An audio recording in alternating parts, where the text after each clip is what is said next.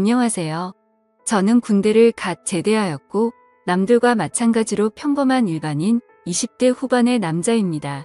특별하게 다른 거라고 한다면 제 엄마는 엄청 젊어요. 21살에 저를 낳았다고 들었습니다.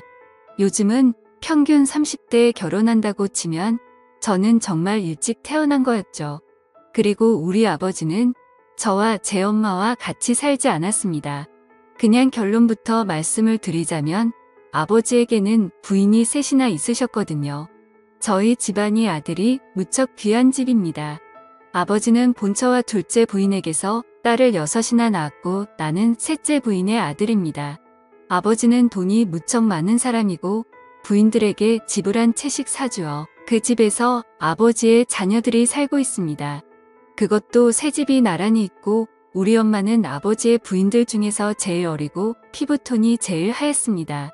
아버지는 일주일에 3번은 오셨습니다. 아버지는 키가 184cm입니다. 게다가 남성미도 넘치셨었죠. 엄마는 아버지의 방문을 준비하는 낙으로 살고 있는 듯 했어요. 아버지가 좋아하시는 음식, 아버지가 좋아하는 음악을 틀어놓고 아버지만 기다렸으니까요. 아버지는 유일한 아들인 나에게 교육비를 아끼지 않으셨고 나는 열심히 공부를 해서 엄마와 아버지에게 인정받는 낙으로 살았습니다.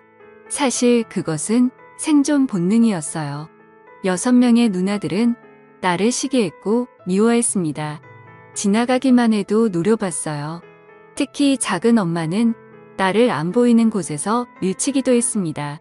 그런 일을 당했을 때 엄마에게 바로 말하지 않은 것은 아빠를 나눠 가진 큰엄마, 작은 엄마의 스트레스를 나도 이해할 수 있었기 때문이었습니다. 할머니는 설에 나에게 가장 많은 세뱃돈을 주셨고 나에게 이 집안의 사업을 이어받을 유일한 장손이라며 계속 열심히 공부하면 많은 것을 물려줄 것이라고 호언장담하셨다. 그때 누나들의 표정을 잊을 수 없어요. 자기들이 물려받을 재산을 저 어린 놈에게 준다고 하며 도끼에 찬 그 눈빛을 말입니다. 그 당시 유일하게 웃고 있었던 사람은 아버지와 젊고 예쁜 내 엄마뿐이었어요. 아버지는 월수 금요일에 우리 집에 오셨고 기분 좋게 저녁 식사를 한 후 나에게 일찍 자라고 했습니다. 나는 두 분이 뭘 하려고 하는지 다 알고 있음에도 불구하고 아버지의 말을 들어줄 수밖에 없었어요. 아버지는 엄마에게 젊은 부인과 일을 치르니 젊어져서 좋다며 매일 와서 같이 살고 싶은데 조강 지쳐버리면 벌 받는다고 미안하다며 엄마의 머리를 쓰다듬고 가셨습니다. 나는 엄마 옆에서 곤히 잠든 척했고 아버지는 매번 내가 잘 자는지 확인했습니다. 엄마는 쟤는 한번 잠들면 옆에서 대포를 쏴도 못 들어요라고 했습니다. 사실은 그렇지 않았어요. 그냥 잠든 척 하고 있었을 뿐이었죠.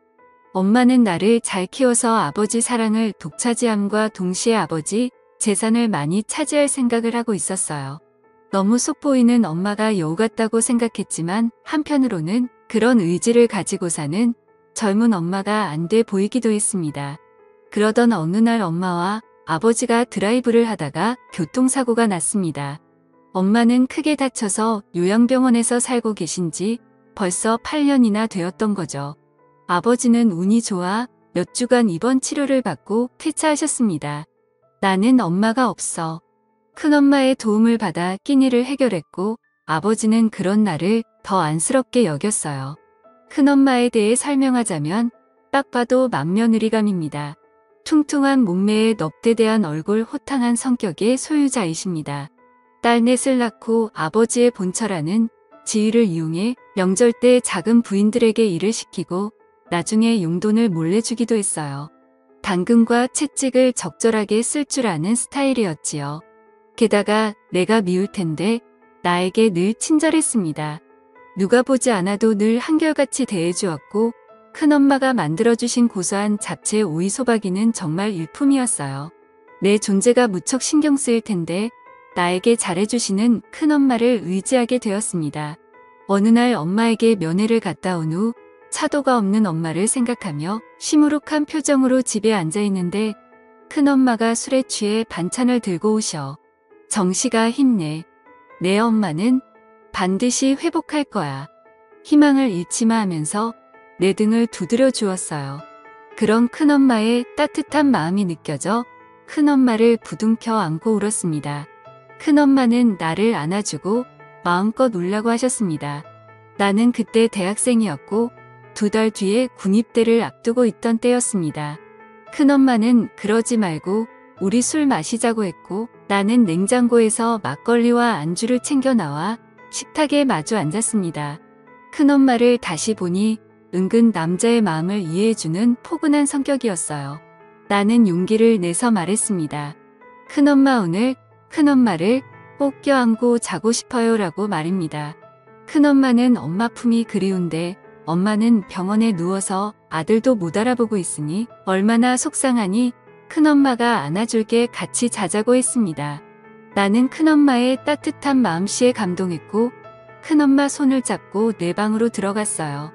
큰엄마는 나를 안아주었고 나는 큰엄마의 가슴에 얼굴을 파묻고 눈을 감았어요. 그런데 큰엄마가 조용히 말을 시작했습니다. 내 아버지는 내가 태어난 이후에 나를 한 번도 안아주지 않았어. 나는 매일 아버지를 기다리는데 내 아버지는 일주일에 3번은 너희 엄마한테 갔고 나머지 3일은 작은 엄마한테 갔지. 딱 하루만 나랑 같이 지냈어. 하지만 방은 따로 쓰고 있어. 남들은 내가 안방마님이고 너희 아버지가 죽으면 그 재산이 거의 다 내 것이 될 거라고 하는데 나는 그 말을 믿지 않아. 아버지는 너에게 재산을 몰아줄 거라고 하더라도 그 말이 너무 서운해서 미칠 것 같아. 나를 여자로 바라봐 주지도 않고 재산을 미리 챙겨주지도 않는데 나는 껍데기랑 살고 있는 것 같아. 그렇다고 이 나이에 다른 남자를 찾을 수도 없고 말이야. 나라는 사람 하나를 놓고 봐도 참 안타까운 태생이지만 둘째 부인, 셋째 부인을 들여 자식 셋을 더 낳은 꼴을 보고 사는 큰엄마도 참 딱해 보였습니다. 더군다나 남편에게 여자로서 존중받지 못하는 것을 보니 큰엄마가 많이 외로웠을 거라는 생각이 들었어요. 큰엄마는 나를 꽉 안아주면서 한 번만 자기를 도와달라고 말했습니다. 오죽하면 나에게 그런 말을 하겠는가. 나는 30살이나 차이가 나는 큰엄마를 위로해주고 싶었습니다. 결국 저는 큰엄마의 부탁을 들어주게 되었죠. 처음에는 잘 몰랐지만 나와 은근 잘 맞는 것 같았어요. 이후 큰엄마는 내게 정말 고맙다고 말하면서 수표 2장을 쥐어주고 집으로 돌아갔습니다. 큰엄마의 한 맺힌 인생을 생각해 보니 가엾기도 했고 중년 부인의 매력을 알게 되니 만감이 교차했습니다. 큰엄마는 그날 이후로 반찬을 갖다 준다는 핑계로 우리 집에 자주 왔고 내가 좋아하는 막걸리도 준비해서 말입니다. 우리는 만날 때마다 즐겁게 시간을 보냈고 큰엄마는 점점 화색이 돌기 시작했습니다. 아버지는 큰엄마에게 요즘 즐거운 일 있냐고 물었다고 했어요.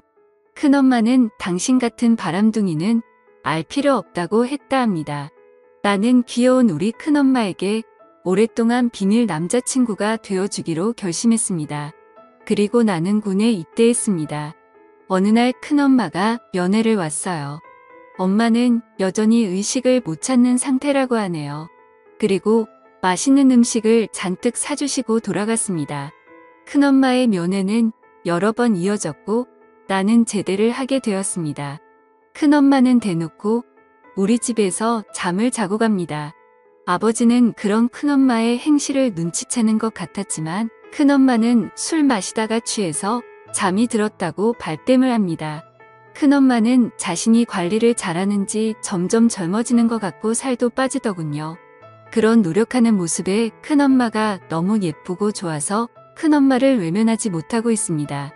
이런 내가 잘못하고 있는 것이라면 벌은 나중에 받겠습니다.